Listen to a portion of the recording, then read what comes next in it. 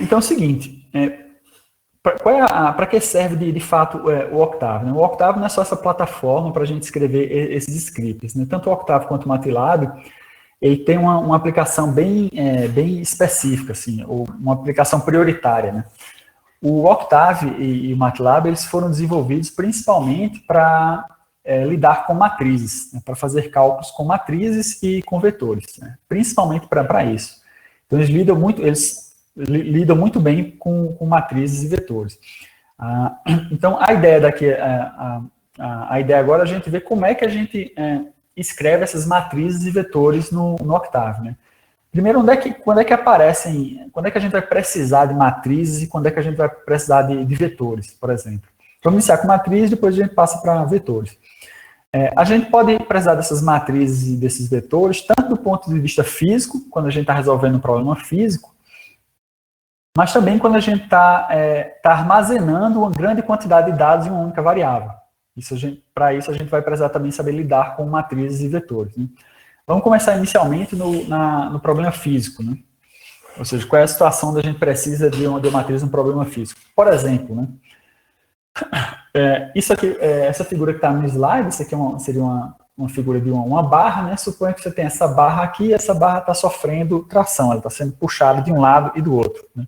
Seria uma barra de seção quadrada e está sofrendo unicamente tração. E aí, se você já, dependendo do ponto onde você está no curso, você sabe que lá dentro, né, se a gente pegar um ponto material lá dentro dessa barra, se a gente cortar essa barra num plano perpendicular a esse eixo X aqui, e verificar o que está acontecendo nesse ponto material aqui, nesse ponto aqui dessa barra se desenvolve uma série de tensões. Né? Então, a gente tem nesse ponto aí, a gente consegue descrever todas as tensões atuantes nesse ponto pelo tensor de tensões.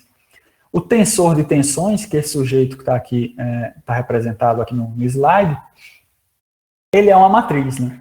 Então, por exemplo, a gente pode, dentro do Octave, trabalhar com esse tensor de tensões de forma bem fácil, escrevendo essa matriz aqui. E pode fazer diversas operações de multiplicação, divisão, seja lá o que for, utilizando essa matriz. Nesse caso mais simples, que é essa barra submetida à tração, esse tensor de tensões ele pode ser aproximado, né, para uma coisa desse tipo aqui. Ou seja, o que você vai ter basicamente aqui é uma tensão normal ao longo de x. Ok? E essa tensão normal ela vai ser dada pela força de tração dividido pela seção da barra. Ok? Então, essa é uma aplicação típica da implementação de matrizes no Octave, né, quando a gente precisa lidar com tensor de tensões. Né. Em mecânica dos fluidos também existem esses tensores de tensão, né, mas a gente não vê muito nas disciplinas. Acredito que esse aqui se vê mais lá nas disciplinas de resistência. Né. Então, vamos fazer o seguinte, né, como é que a gente implementa uma matriz no Octave? Né, quais são qual é a sintaxe para a gente implementar essa matriz no Octave? Você vai ver que é muito mais simples do que você implementar uma lista, por exemplo, em C, né, por exemplo. Então, como é que a gente implementa esse tensor de tensões no Octave? Né? Primeiro, né, a gente vai implementar esse tensor de tensões, a gente vai utilizar o algoritmo, desculpa, um número aqui no sigma, né, mas a gente vai deixar esse sigma em função de P e S. Então, primeiro, eu vou definir qual é a tração na minha barra, defino qual é a área da barra, e na definição desse tensor de tensões, eu vou definir dessa forma aqui. Ó. O que é que tem aqui de novo? Né? Primeiro, sigma é igual, notação normal, e a matriz é definida dessa forma. Ó. Primeiro, eu vou abrir e fechar colchetes, ó, dentro de um colchete, ok? Para definir minha matriz, dentro de um colchete. E aí, como é que eu digito as linhas e as colunas? Linha vai ser o valor, espaço, segundo valor, espaço, terceiro valor, e eu vou dividindo elemento por elemento da matriz ao longo de uma linha por espaço. Então, os elementos em uma mesma linha eu separo por espaço. Quando eu quiser pular uma linha, eu utilizo ponto e vírgula. Ok? Então, numa mesma linha, valor, espaço, valor, espaço, valor, espaço. Quero pular uma linha, utilizo ponto e vírgula. Beleza? É assim que a gente define, assim a sintaxe para escrever uma matriz no Octave. Então, né?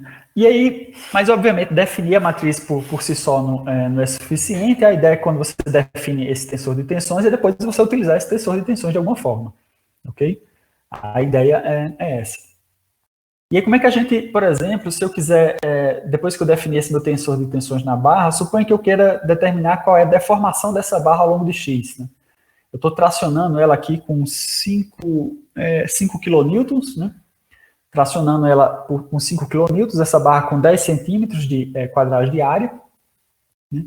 Eu quero saber o quanto ela se deforma em x. Né? Para calcular essas deformações, eu vou utilizar essa expressão aqui, né, que seria utilizando o modelo de Hooke. Né? Seria o a tensão ao longo de x é igual ao módulo de Young multiplicado pela deformação. Ou seja, a deformação vai ser a minha tensão em x dividido pelo módulo de Young. Okay? Então, primeiro defini meu tensor de tensões, defini meu módulo de Young, depois aqui embaixo eu estou calculando minha deformação. Né? Minha deformação que vai ser sigma x, depois eu explico melhor isso aqui, dividido pelo módulo de Young. Né? Então, como é que a gente faz para acessar um valor lá dentro dessa matriz? Né? Eu utilizo esse formato. Ó. É o nome da matriz, da minha variável que é sigma, né? E aqui eu identifico qual elemento que eu quero utilizar. Ok? Que elemento é esse? Linha e coluna. Essa estrutura aqui é sempre linha e coluna. Então vai ser epsilon de x, que é a minha deformação, vai ser igual ao elemento da linha 1, coluna 1 da matriz sigma, que é esse sujeito aqui, ó, linha 1, coluna 1, dividido por E. Então lembre-se sempre disso. Para acessar um elemento lá dentro de uma matriz ou de um vetor, você sempre vai ter que dizer a linha e a coluna. Linha, vírgula, coluna, beleza? Sempre isso, linha, coluna. Então vamos tentar fazer isso, né? Vamos tentar calcular essa deformação aí.